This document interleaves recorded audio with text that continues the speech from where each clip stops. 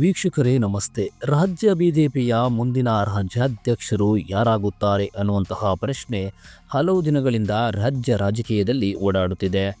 ಆದರೆ ಅಂತಿಮವಾಗಿ ರಾಜ್ಯ ಬಿಜೆಪಿಯ ಅಧ್ಯಕ್ಷರು ಯಾರಾಗುತ್ತಾರೆ ಅನ್ನುವಂತಹ ವಿಚಾರ ಇದುವರೆಗೆ ಬಿಜೆಪಿ ರಿವೀಲ್ ಮಾಡಲೇ ಇಲ್ಲ.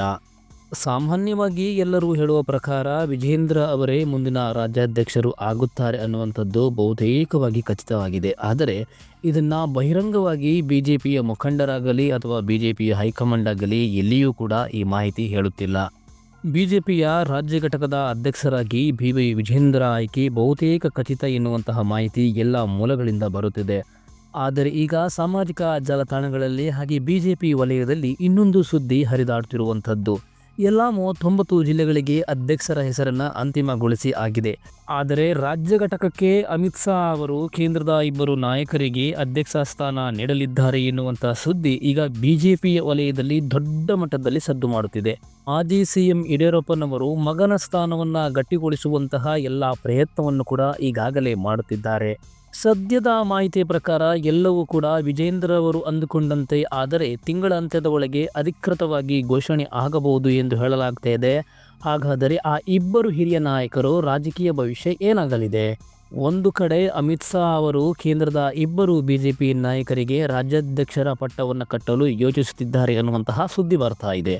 ಇನ್ನೊಂದು ಕಡೆ ಮಾಜಿ ಸಿಎಂ ಯಡಿಯೂರಪ್ಪನವರು ತಮ್ಮ ಮಗನ ಪಟ್ಟವನ್ನು ಉಳಿಸಲಿಕ್ಕಾಗಿ ಎಲ್ಲ ರೀತಿಯಾದಂತಹ ಪ್ರಯತ್ನವನ್ನು ಮಾಡುತ್ತಿದ್ದಾರೆ ಅನ್ನುವಂತಹ ಸುದ್ದಿ ಬರ್ತಾ ಇದೆ.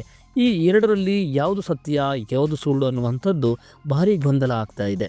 ಬಿ.ವೈ. ವಿಜೇಂದ್ರ ಅವರು ಕರ್ನಾಟಕ ಬಿಜೆಪಿ ಘಟಕದ ಅಧ್ಯಕ್ಷರಾಗಿ ಮುಂದುವರಿಯೋದಾದರೆ ಆ ಕೇಂದ್ರದ ಇಬ್ಬರ ನಾಯಕರ ಭವಿಷ್ಯ ಏನಾಗಬಹುದು ಅನ್ನುವಂತಹ ಪ್ರಶ್ನೆಯೂ ಕೂಡ ಇಲ್ಲಿ ಮೂಡುವಂಥದ್ದು. ವೀಕ್ಷಕರೇ, ರಾಜ್ಯ ರಾಜಕೀಯ ವ್ಯವಸ್ಥೆಯಲ್ಲಿ ಬಿಜೆಪಿ ಈಗಾಗಲೇ ಸಾಕಷ್ಟು ಹೊಡೆತವನ್ನು ತಿಂದಿದೆ. ಕಳೆದ ವಿಧಾನಸಭಾ ಚುನಾವಣೆಯಲ್ಲಿ ಬಿಜೆಪಿ ಸಂಪೂರ್ಣವಾಗಿ ಸೋತು ಸುಣ್ಣವಾಗಿತ್ತು. ಇದಾದ ನಂತರ ಬಿಜೆಪಿಗೆ ಬಣ ಬಡಿದಾಟದ ಬಿಸಿಯೂ ಕೂಡ ಬಿಜೆಪಿಗೆ ತಟ್ಟಿತ್ತು. ಇದೆಲ್ಲದರ ನಡುವೆ ಬಿಜೆಪಿ ಕಳೆದ ಲೋಕಸಭಾ ಚುನಾವಣೆಯಲ್ಲಿ ಅಂದುಕೊಂಡ ರೀತಿಯಲ್ಲಿ ಸಾಧನೆಯನ್ನ ಮಾಡಲಿಕ್ಕೆ ಆಗದೇ ಇದ್ದರೂ ಕೂಡ ತಕ್ಕ ಮಟ್ಟಿಗೆ ಬಿಜೆಪಿ ಸಾಧನೆಯನ್ನ ರಾಜ್ಯದಲ್ಲಿ ಮಾಡಿದೆ. ಆದರೆ ಈ ರಾಜ್ಯಾಧ್ಯಕ್ಷರ ಆಯ್ಕೆ ಬಹಳ ಹಿಂದೆಯೇ ಆಗಬೇಕಾಗಿತ್ತು. ಆದರೆ ಕರ್ನಾಟಕ ಬಿಜೆಪಿ ಘಟಕದಲ್ಲಿ ಮನೆಯೊಂದು ಹಲವು ಬಾಗಿಲುಗಳು ಎನ್ನುವ ರೀತಿಯಲ್ಲಿ ಆಗಿ ಹೋಗಿದೆ. ವೀಕ್ಷಕರೇ, ಬಿಜೆಪಿ ವರಿಷ್ಠರು ಅಳೆದು ತೂಗಿ ಘೋಷಣೆ ಮಾಡುವ ನಿರ್ಧಾರಕ್ಕೆ ಈಗ ಬಂದಿದ್ದಾರೆ.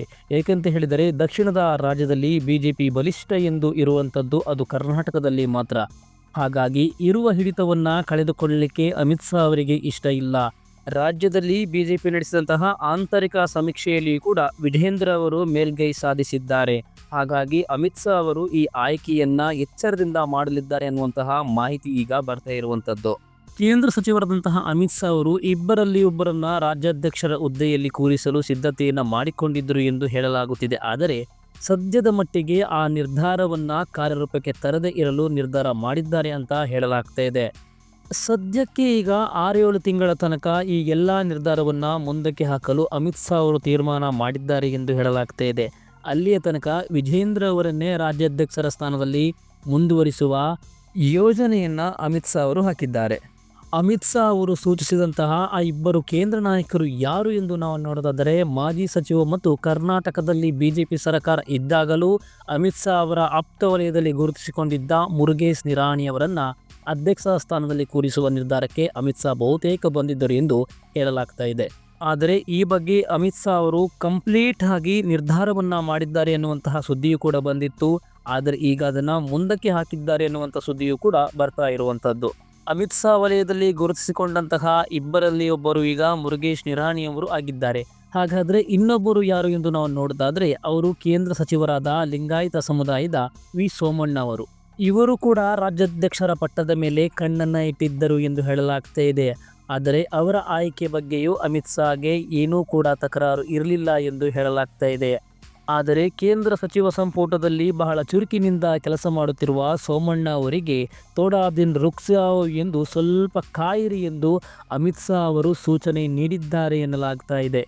ವೀಕ್ಷಕರೇ, ಇನ್ನು ವಿಜೇಂದ್ರ ಅವರ ಹೊರತಾಗಿ ಅಮಿತ್ ಶಾ ಅವರ ತಲೆಯಲ್ಲಿ ಇದ್ದಿದ್ದು ಮುರುಗೇಶ್ ನಿರಾಣಿ ಅವರು ಮತ್ತು ವಿ ಸೋಮಣ್ಣ. ಈ ಇಬ್ಬರು ಲಿಂಗಾಯತ ಸಮುದಾಯದ ನಾಯಕರೇ ಆಗಿದ್ದರು. ಆದರೆ ಸದ್ಯದ ಮಟ್ಟಿಗೆ ವಿಜೇಂದ್ರ ಅವರನ್ನೇ ಮುಂದುವರಿಸಲು ಕೇಂದ್ರದ ಬಿಜೆಪಿ ನಾಯಕರು ನಿರ್ಧಾರವನ್ನು ಮಾಡಿದ್ದಾರೆ. ರಾಜ್ಯ ಉಸ್ತುವಾರಿ ರಾಧಾ ಮೋಹನ್ ದಾಸ್ ಅಗ್ರವಾಲ್ ಕೂಡ ಇದೇ ವರದಿಯನ್ನ ಕೇಂದ್ರಕ್ಕೆ ನೀಡಿದ್ದಾರೆ ಎಂದು ಹೇಳಲಾಗ್ತಾ ಇದೆ. ವೀಕ್ಷಕರೇ, ಇನ್ನು ಕರ್ನಾಟಕದ ಎಲ್ಲ 39 ಬಿಜೆಪಿಯ ಸಂಘಟನಾತ್ಮಕ ಜಿಲ್ಲೆಗಳಿಗೆ ಜಿಲ್ಲಾಧ್ಯಕ್ಷರ ನೇಮಕ ಪ್ರಕ್ರಿಯೆ ಕೂಡ ಪೂರ್ಣಗೊಂಡಿದೆ. ಆ ಮೂಲಕ ಜಿಲ್ಲಾಧ್ಯಕ್ಷರ ಆಯ್ಕೆಯಲ್ಲಿ ವಿಜೇಂದ್ರ ಅವರು ಸ್ಪಷ್ಟ ಮೇಲ್ಗೈ ಸಾಧಿಸಿದ್ದಾರೆ. ವಿಜೇಂದ್ರ ಅವರ ಈ ಒಂದು ಕಾರ್ಯ ರಾಜ್ಯಾಧ್ಯಕ್ಷರ ನೇಮಕಕ್ಕೆ ಇದು ಬಹುಮುಖ್ಯವಾದಂತಹ ಪ್ರಕ್ರಿಯೆಯಾಗಿದೆ. ಮೂಲಗಳ ಪ್ರಕಾರ ಕೇಂದ್ರ ಗೃಹ ಸಚಿವ ಶಿವರಾಜ್ ಸಿಂಗ್ ಚೌಹಾಣ್ ಕರ್ನಾಟಕಕ್ಕೆ ಬಂದು ಅಧಿಕೃತ ಘೋಷಣೆಯನ್ನ ಮಾಡಲಿದ್ದಾರೆ ಎಂದು ಕೂಡ ಹೇಳಲಾಗ್ತಾ ಇದೆ. ಇನ್ನು ಬಿಜೆಪಿ ಶಾಸಕರ ಅಭಿಪ್ರಾಯವನ್ನ ಕೆಲವು ತಿಂಗಳ ಹಿಂದೆ ಉಸ್ತುವಾರಿ ಆಲಿಸಿದ್ದರು. ಅದರಲ್ಲಿ 4-5 ಶಾಸಕರನ್ನ ಹೊರತುಪಡಿಸಿ ಎಲ್ಲರೂ ಕೂಡ ವಿಜೇಂದ್ರ ಪರವಾಗಿ ಕೈ ಎತ್ತಿದ್ದರು ಎಂದು ಹೇಳಲಾಗ್ತಾ ಇದೆ. ಇನ್ನು ಜಿಲ್ಲಾಧ್ಯಕ್ಷರ ಆಯ್ಕೆಯೂ ಕೂಡ ಅದೇ ರೀತಿ ಆಗಿರುವುದರಿಂದ ಸದ್ಯದ ಮಟ್ಟಿಗೆ ಯಾವುದೇ ರಿಸ್ಕ್ ತೆಗೆದುಕೊಳ್ಳಲು ಬಿಜೆಪಿ ನಾಯಕರು ಬಯಸುತ್ತಿಲ್ಲ. ವೀಕ್ಷಕರೇ, ಹಾಗೆ ಅಕ್ಟೋಬರ್-ನವೆಂಬರ್ನಲ್ಲಿ ಬಿಹಾರದ ವಿಧಾನಸಭಾ ಚುನಾವಣೆ ನಡೆಯುತ್ತಿರುವುದರಿಂದ ಕೇಂದ್ರದ ನಾಯಕರು ಅಲ್ಲಿನ ರಾಜಕೀಯ ವಿಚಾರದ ಬಗ್ಗೆ ಸ್ವಲ್ಪ ಬ್ಯುಸಿಯಾಗಿದ್ದಾರೆ. ಇದರ ಜೊತೆಗೆ ಹೊರಬಿದ್ದಿರುವಂತಹ ಕೆಲವೊಂದು ಸಮೀಕ್ಷೆಗಳು ಕೂಡ NDA ಮೈತ್ರಿಕೂಟಕ್ಕೆ ಅಷ್ಟೊಂದು ಪೂರಕವಾಗಿಲ್ಲ. ಹಾಗಾಗಿ ಇದರ ಹಿನ್ನೆಲೆಯಲ್ಲಿ ಅಲ್ಲಿಗೆ ವಿಶೇಷವಾಗಿ ಕೇಂದ್ರದ ನಾಯಕರು ಒತ್ತು ನೀಡುತ್ತಿದ್ದಾರೆ ಅನ್ನುವಂತಹ ಸುದ್ದಿಯೂ ಕೂಡ ಹರಿದಾಡ್ತಾ ಇರುವಂಥದ್ದು.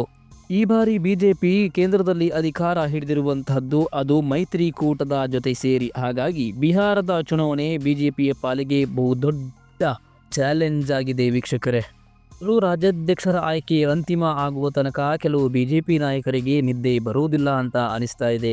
ಏಕೆಂತ ಹೇಳಿದರೆ ಬಣ ಬಡಿದಾಟದಿಂದ ಈಗಾಗಲೇ ಕೆಲವು ಗೊಂದಲಗಳು ಕೂಡ ಇತ್ತು. ಹಾಗೆ ಅದೆಲ್ಲದಕ್ಕೂ ಕೂಡ ತೆರೆ ಬಿದ್ದಿತ್ತು. ಆದರೆ ಈ ನಿರ್ಧಾರ ಅಂತಿಮವಾಗುವ ತನಕ ಮತ್ತೆ ಅವು ಎಲ್ಲವೂ ಕೂಡ ಮುನ್ನೆಲೆಗೆ ಬರುವ ಸಾಧ್ಯತೆಗಳು ಕೂಡ ಇರುತ್ತದೆ. ವೀಕ್ಷಕರೇ, ಕಳೆದ ಲೋಕಸಭಾ ಚುನಾವಣೆ ನಂತರ ರಾಜ್ಯದ ಬಿಜೆಪಿಯಲ್ಲಿ ಸಾಕಷ್ಟು ಗೊಂದಲಮಯ ವಾತಾವರಣ ನಿರ್ಮಾಣವಾಗಿತ್ತು. ಹಾಗೆ ಕೆಲವು ಹಿರಿಯ ನಾಯಕರಿಗೆ ಕೇಂದ್ರ ನಾಯಕರಿಂದ ಎಚ್ಚರಿಕೆಯೂ ಕೂಡ ಬಂದಿತ್ತು. ವೀಕ್ಷಕರೇ, ಇನ್ನೊಂದೆಡೆ ರಾಜ್ಯಾಧ್ಯಕ್ಷರ ಆಯ್ಕೆಯನ್ನು ಸಂಪೂರ್ಣ ಮಾಡದೆ ಬಿಜೆಪಿ ರಾಷ್ಟ್ರೀಯ ಅಧ್ಯಕ್ಷರ ಆಯ್ಕೆಯನ್ನು ಮಾಡಲು ಸಾಧ್ಯವಾಗುವುದಿಲ್ಲ. ಇನ್ನು ಇದೇ ತಿಂಗಳ ಅಂತ್ಯಕ್ಕೆ ಬಿಜೆಪಿ ರಾಷ್ಟ್ರೀಯ ಅಧ್ಯಕ್ಷರ ಸ್ಥಾನಕ್ಕೆ ಚುನಾವಣೆ ಪ್ರಕ್ರಿಯೆ ನಡೆಯಲಿದೆ. ಇದರ ಭಾಗವಾಗಿ 50% ರಾಜ್ಯಗಳಲ್ಲಿ ಅಧ್ಯಕ್ಷರ ಆಯ್ಕೆ ಪ್ರಕ್ರಿಯೆ ಪೂರ್ಣವಾಗಬೇಕು ಅನ್ನುವಂಥದ್ದು ಕೇಂದ್ರ ನಾಯಕರ ಚಿಂತನೆ. ಹಲವು ರಾಜ್ಯಗಳಲ್ಲಿಯೂ ಕೂಡ ಈಗಾಗಲೇ ರಾಜ್ಯಾಧ್ಯಕ್ಷರ ಹಾಗೂ ಜಿಲ್ಲಾಧ್ಯಕ್ಷರ ಪಟ್ಟಿಯೂ ಕೂಡ ಸಂಪೂರ್ಣವಾಗಿ ಸಿದ್ಧ ಆಗಿ ಘೋಷಣೆಗಳು ಕೂಡ ಮಾಡಲಾಗಿದೆ.